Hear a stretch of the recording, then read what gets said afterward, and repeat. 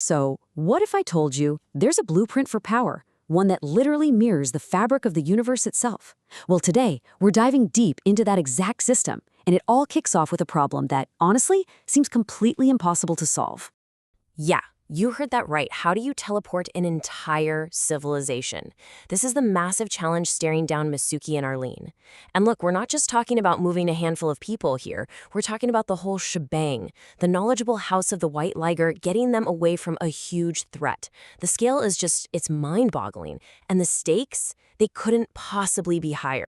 So, the only solution they have is this incredibly powerful artifact, Mitsuki's Sigil, the internal titanium chronochrome. Now, everyone thinks they know how it works. The story goes that you've got to defeat 400 enemies to unlock its ultimate power. Sounds pretty straightforward, right? Tough, but simple. Well, that's just a cover story. It's a really clever misdirection that's hiding a much, much deeper truth. And this right here is where everything changes. It's a total paradigm shift. The old way of thinking was that power comes from brute force, from combat. But the real truth, the newly discovered truth, true power, it comes from understanding. This is basically an elemental revolution. It's all about a deep, metaphysical grasp of the world's 7 fundamental building blocks.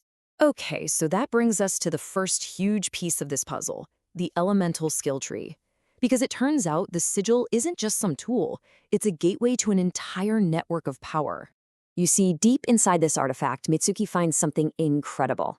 It's a whole new reality, a hidden dimension. And in this dimension are 7 huge, massive pools of elemental energy. But here's the kicker. They're not separate. They're all linked up, interconnected, forming this incredibly complex and beautiful network. And these are the core components of that network. You've got fire, wind, earth, time, water, lightning, and light. Now, think about this. These aren't just, elements. They're more like nodes in a cosmic skill tree, a whole network of interconnected power points. If you can master them, you're basically learning to manipulate the source code of reality itself. It's wild. So you might be wondering, okay, but how does this actually work? Good question. Let's zoom in and take a closer look at one specific element to really get the mechanics down. We're going to talk about the Hall of Lightning, or Fulgur.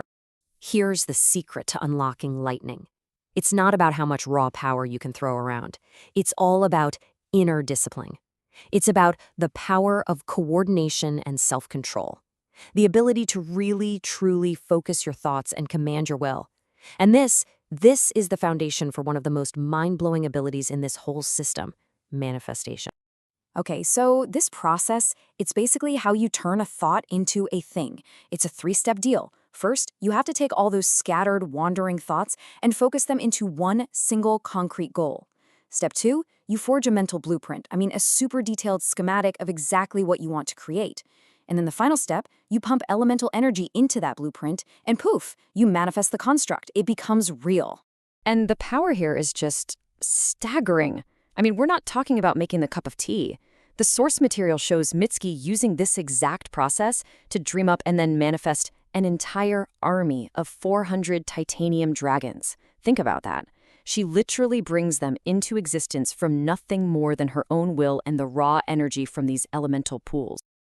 Arlene has this quote that just nails it. She says, "Bones are the framework of the body, and the body is the vessel of the soul or mind that animates it." That's exactly what lightning does. It provides the framework, the structure, kind of like a skeleton for a construct. But it doesn't stop there. It also provides the animating force, the soul, the mind that gives it life and purpose. It's the ultimate act of coordination, all in one package. But here's the thing. Just mastering one element at a time, that's only the beginning. The real potential of this whole system gets unlocked when you start combining these powers. And that brings us to the central hub, where all that synthesis happens, the Hall of Time.